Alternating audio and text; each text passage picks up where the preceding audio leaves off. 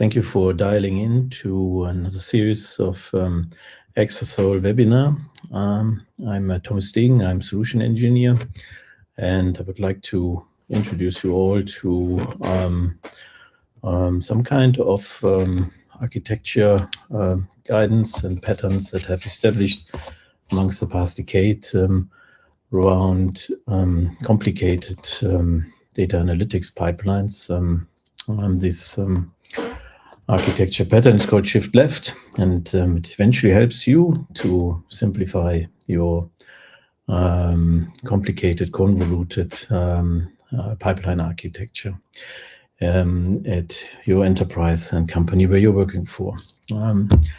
As a solution engineer with Exasol, I'm usually helping customers identifying obstacles and sometimes to help them to identify the elephant in the room that is hidden from the others. And so goes this webinar now in that direction. Where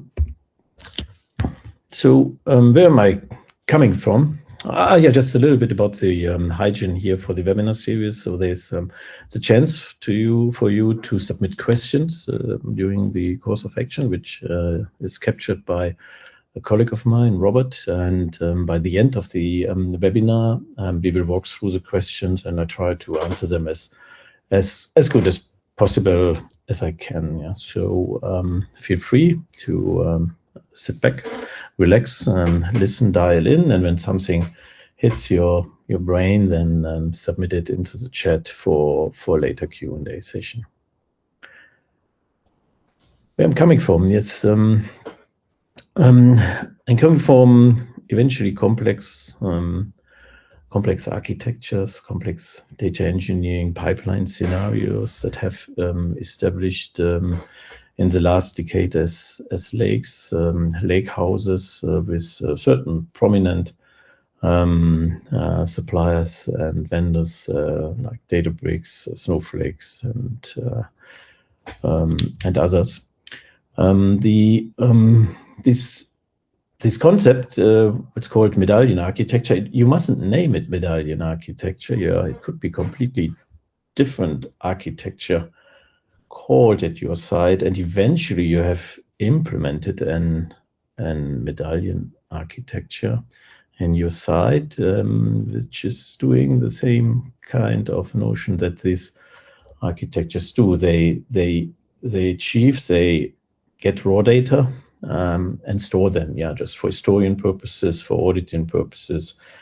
That is the landing zone, probably some raw data, there's cheap ones.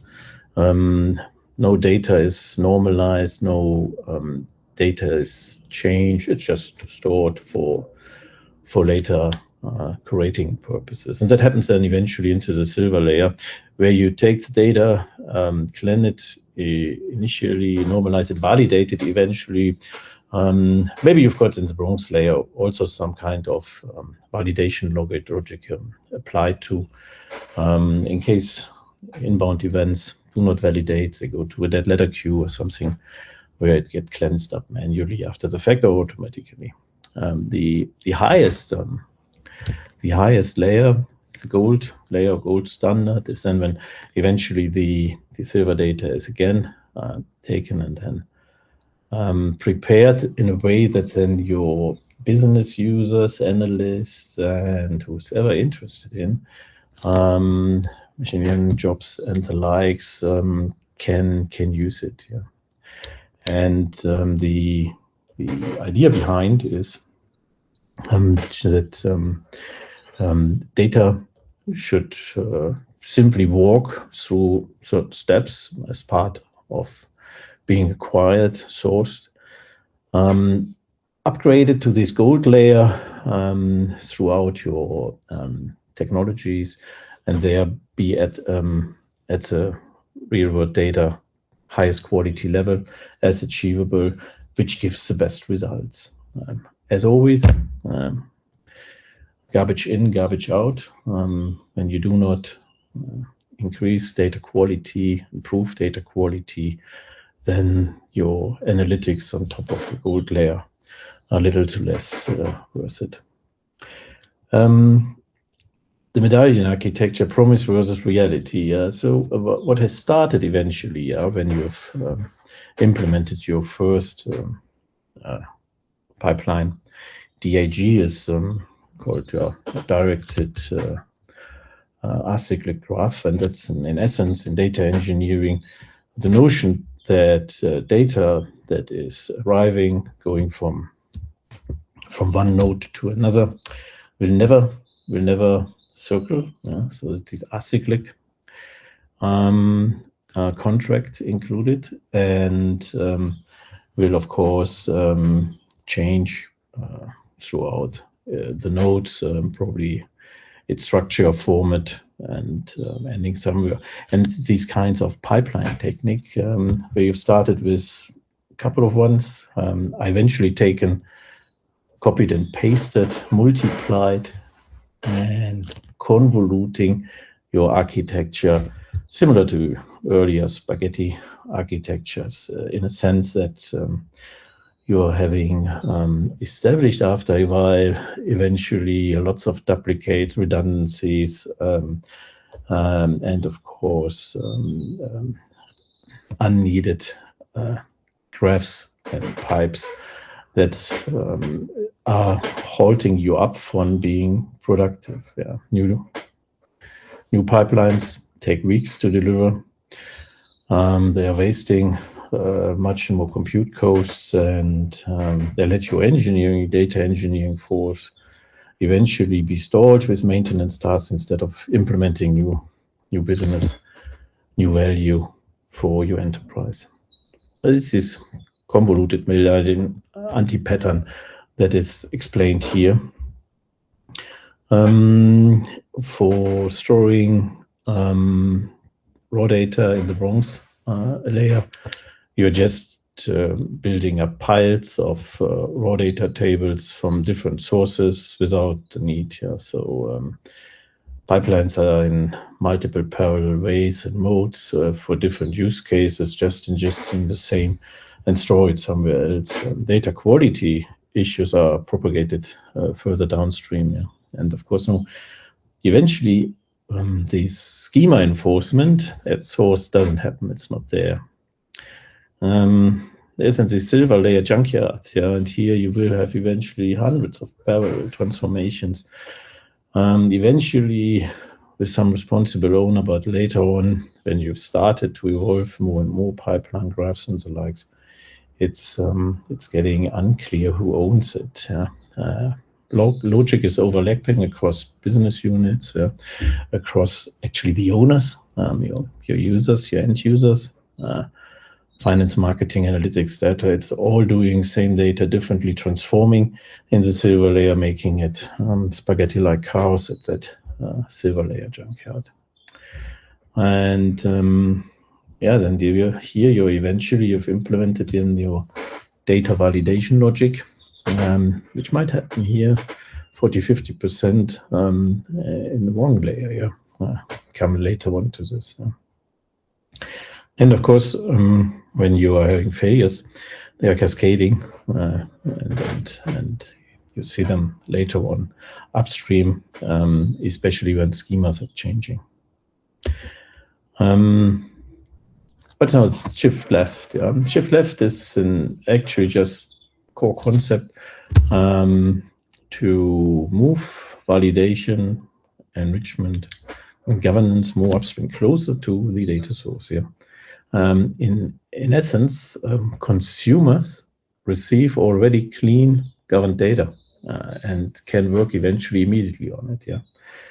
And of course, avoiding these downstream bronze, especially silver transformation cars explained before. There are some really benefits. So it's not about compute cycles only. It's about more, better, accurate data quality, analytics ready data before further curation aggregation is happening. There is a single validation gate, not eventually multiple, not 1, 2, 3, 4, 5 different gates for different business units or so. Yeah, validation is happening once at the right time at the beginning, and for this purpose, schema registries are existing that enforce these contracts. Yeah, from the very beginning, whenever the data hits your enterprise, hits your source system. Yeah. And of course, it means a later on downstream simplicity. Yeah, that the later transformation overhead is no longer needed. Yeah. And of course, use the same path, yeah, as well for batch than for real-time data. Yeah, both fed through the same kind of inbound gate, which will ensure that wherever these data is coming from has already high-quality upstream curated status. I'm from Exasol, yeah. And I'm actually looking, in principle, at data flows with an eye on infrastructure, with an eye on the source systems, on the interconnection in between CRM, ERPs, maybe IoT data, depending on the industry, the vertical we are involved at and with. These look different or looks the same. Yeah. So you're having somewhere source systems, you're having somewhere some technologies, messaging systems, integration layers, and the likes as part of your data engineering toolbox. And you have eventually Exasol. Yeah, I mean, you've dialed in here. You're eventually an Exasol customer, maybe an Exasol prospect, or you're here because you're interested in hearing about shift left. But I can tell you that Exasol is in essence really made for some of these shift left targets, which can make your life easier. Yeah, doesn't matter how you have so far deployed Exasol in which kind of enterprise surrounding systems and the likes. But look at a couple of core concepts. Yeah, so Exasol is an in-memory massive parallel processing analytics engine. Yeah, it comes with these small little containers. They're called UDFs, user-defined functions, that you can write in Java and Python and R, in Lua, and that can even solve some of your problems at ingest time. Yeah, immediately. A UDF is a small container with database. Yeah, not outside. Yeah, Exasol brings AI to the data, and if you're not doing it since the recent AI hype, we're doing it since 25 years already. Yeah, there's a small kind of function block, yeah, existing within the database, yeah, that can immediately execute unlimited functionality, unlimited validation aggregation logics that you might have eventually even implemented in Python or Java, another 3GL or even a fourth generation language on top of that you can deploy here in this UDF that helps you with maybe start with a small block with validation at data arrival time, and it's doing it in sub-seconds. That's the charm. It doesn't matter how many current users you have. You're eventually here because you're proud about Exasol, or you like Exasol performance-wise. 50% plus of our clients really appreciate the high speed that Exasol brings to the table. Yeah, and with all these eventually more data feeds, real-time data feeds that are arriving into the historian, yeah, where you would have eventually to manually create or update index and statistics. Yeah, for an Exasol, we are self-optimizing. Manual tuning isn't necessary if in a cluster node, multi-node cluster environment, you've got the right distribution key assignment across the nodes via columnar database. Yeah, then the statistics are up to date. The optimizer will assess data as fast as possible, and your later BI and analytics on top of it. I'm down on the left-hand side. Yeah, the data is getting presented to the users, or run through reports, or is closing the MLOps feedback loop at runtime with the model and execution is receiving the data in the highest quality at fingertip. The shift left principles, yeah. So not storage first, stream first eventually. That's the only good idea about. You can use different technologies around it, and they could come eventually with schema registries that enforce validate logic. Yeah, you can do it eventually in Exasol with UDFs, but it's definitely a good principle to enforce, to normalize data and enforce serious event formats at entrance level and not later. Enrich early, yeah. When you've got business logic applicable upstream, yeah, you can even do it before Exasol ingestion, or you do it then at the lifetime of the data within Exasol with triggers like UDFs. And later on, it's reasonable to have then a partition responsibility, downstream, consumers, trusted, and no duplicate validation logic. Yeah. Technology agnostic, yeah. Streaming for real time, Bronx for archive, Exasol for analytics acceleration. Yeah, you eventually do not need silver and gold. Use the best tool for the right job. This has been something we have been starting with half a year ago. I've just joined Exasol last year, also a couple of decades in the market, in the industry. But this was an interesting scenario. Gaming company with 2 petabytes of historian data, and they're getting 5 terabyte new real-time data ingestion every day, and but still experiencing real time of -1 day, and this was one of the biggest hurdles and issues of the analytics director. Yeah, they get kinesis data arriving, certain events, multiple sources, yeah, and have established around Snowflake and Databricks. I name them because it's they are the players in this usual, I would say, lakehouse environment with this kind of notion, yeah. Convoluted silver architecture, silver layer with Databricks Spark jobs overlapping transformations, and eventually different BU gold layers for the end user shaped, yeah, instead of generic ones, yeah, ops gold, analytics gold, finance gold, and the likes, and new features for idea, feature request, into production. Took 6 weeks plus. And career example before, it's always something about 10 seconds and the likes. The approach has been, yeah, to replace the Bronx layer from Snowflake with Exasol as primary store, and push then certain kinds of logic into Exasol and into an upstream Kafka broker that has been anyway there existing.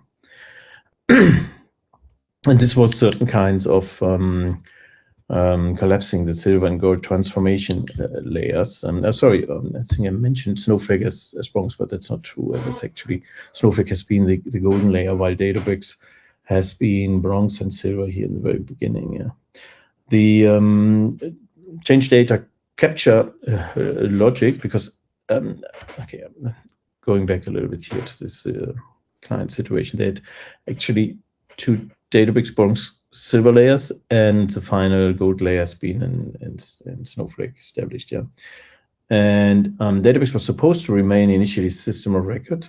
However, it was even used besides the guardrails at silver layer by different departments and batches for different reports throughout the day, because the final gold layer had this day -1 latency established. Yeah, and for certain scenarios, the Exasol Echoes Turbo has been supposed to be the high concurrency or tier on top of Databricks silver layer and the likes. This has been then the collapsed silver gold transformations when Snowflake has been replaced, has been taken into account, getting replaced with Exasol, with the advantage of reducing the DAGs massively, with moving the validation to the source, and of course increasing the concurrency size with later on queries with sub-second response time. But and this is a pilot study that we have been implementing from the beginning, and what you can see with same kinds of assessment of your environment, yeah. Couple of steps in essence, yeah. Refine the stream, yeah. Enforce schema validation. Add metadata on top of it. Standardize on time states and data types and the likes. And do mask at the source. Data is then eventually already, when you look at your inbound stream, already analytics ready by hitting your source entry gate into your usual data creation journey. Yeah, and then with Exasol here, with the redefined streams and change data capture scenarios, yeah. As rules, eventually with auto-indexed statistics automatically updated, receiving best query plans at runtime without any manual tuning required. Yeah. And that's in essence up to eventually 70 times faster than before. We see here in that scenario, yeah, this massive number of data pipelines. Eventually own functionality and own written libraries, and 10 plus data engineers just for standard maintenance and support service bound. Yeah. And of course, high level, there's nothing, compute costs when you are duplicating data manipulation and you're storing data more, you eventually need for more than eventually necessary computational costs, which could accumulate to $250,000 a month. And eventually some limitations in concurrency. What the Exasol shift left transformation potential here has seen that the data pipelines could reduce by 60% from the eventually data engineers in charge from maintenance and support. 1/3 could be freed off for other tasks. The go-to-market new features have been reduced to 50%, and the same for computational costs that could be reduced by half of the original monthly burden for this part of the data center load. Plus an increase in eventually concurrent users with sub-second response time instead of seconds for a small group of concurrent users. This is just a final kind of overview, and why Exasol powers shift left, why we are not doing this since shift left has come up, but why we're doing it since Exasol has been founded already. We are massive parallel processing, high performance compute in memory, analytics engine, and self-tuning, highly self-efficient. You installed it once and your DBA has eventually never seen it anymore. It's just a data endpoint for certain good reason in your data centers and infrastructure. Yeah, it performs at scale, horizontally and vertical. since more than 18 years, we are leading these TPCH benchmarks. Yes, and we help you with optimizing your workloads, bringing AI to your data, having eventually with machine learning feature engineering your MLOps feedback loop 50 times faster than with other kinds of technology chains and MLOps feedback loop. You can especially accelerate your data scientists on the journey into the next gen AI track, where they are heading for with better technologies and with eventually a better architecture of your in-house blueprint. I would appreciate if when you're interested that you can connect with me. I'm Thomas Degen at exasol.com. We at Exasol, we would be offering this as a program, shift left implementation roadmap with usually including eventually an implementation cycle of 3 months. These phases that you see on the right-hand side, it's all about first an inventory, finding out what you have, identifying complexity, and then finding some lightweight, I would say, initial use cases that we can, according to the shift left principles, implement in your architecture, in your enterprise easily.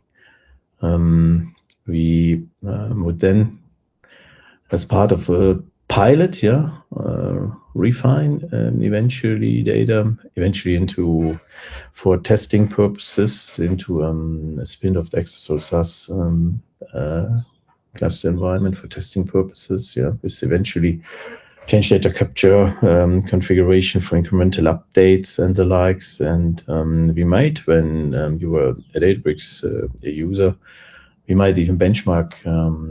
We appreciate it to get tested, to become challenged, and especially by esteemed competitors trial us out, with these implementation stakes through this phased approach. You can in quite short time, 1 to 2 months, even achieve certain potential scenario and out view to find a way out your convoluted medallion architecture methods might have established in the past, or you might not have, but you may be on the way to it.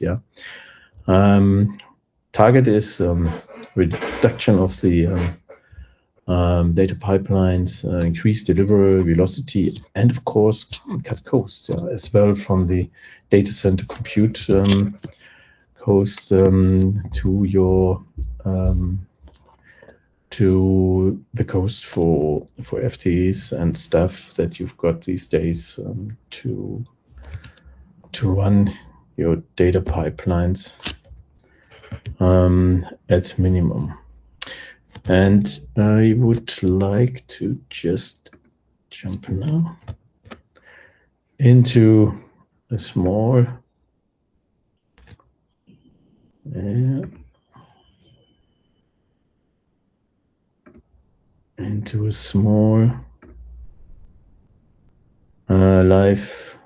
live demo where I'm starting to run with these kinds of KPIs, where we are all, in a sense, somehow bound to in our day-to-day work. So we are having to balance with performance, cost, tuning with different technologies, compute engines alike, with integration hassles, with AI, ML workloads that will become more and more, and of course with exploding data volumes to do. And this balancing act, is always a bit of untangible compute costs in mind. What will be my bill by end of month. Users complaining about performance that is degrading after some new release, and of course margin erosion for my own kind of business unit, and task force where I am. And what you can see here now is a TPCH benchmark race. Yeah, so we are running Exasol on a small cube compared to Snowflake and Databricks on their target AWS infrastructure with certain layout. And as this is the problem, the TPCH benchmark race that is with these 22 cohorts quite fast achieved with these mini forum 16V CPU setup. That is, you can buy it on Amazon. It's just an 800 euro cube, which is here compared to same kind of setup with Snowflake and Databricks. Databricks even quite heavy. It's even 48 CPUs, but serverless, multi-footprint. Again, comparable to these small Exasol infrastructure requiring to execute and finish the 22 cohorts of the TPCH SF10 load test, yeah, which is just coming with these 22 queries live. You can get the details behind from me after the fact. Just drop me an email. Yeah, what you've seen from this live comparison, and yeah, you can even try it by yourself. Is definitely a different kinds of not only compute performance advantage from Exasol amongst the others, but then even the price compute performance. Yeah, and there is a rationality behind what you can see here downstream is a little bit the estimated annual cost projection. Yeah, when you compare Exasol with these competitor environments and the likes on comparable infrastructure, on-prem or the likes. But what is clear from Exasol perspective, you're having a fixed price according to managed data, according to our license subscription model for Exasol, and eventually the storage that is required for your data, petabytes of data that you have to store.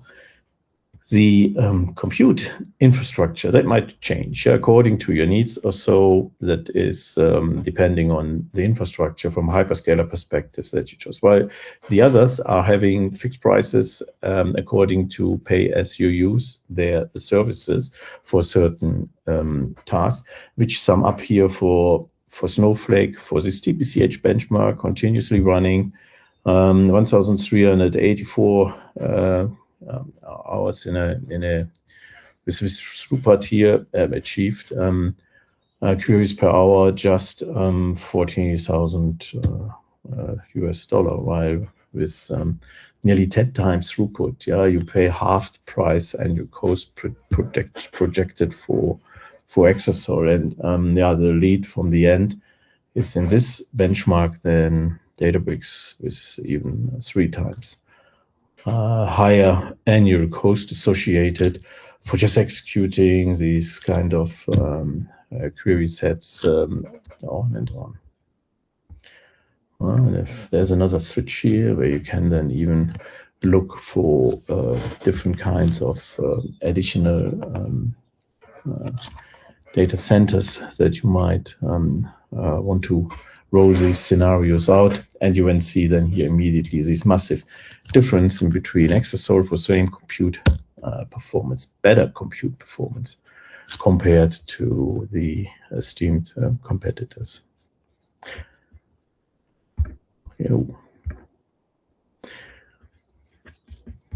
Having said this, thank you for tuning in this afternoon. Hope you take something away from the last 36 minutes, and looking forward to meet you soon. Have a good rest of the day. Bye.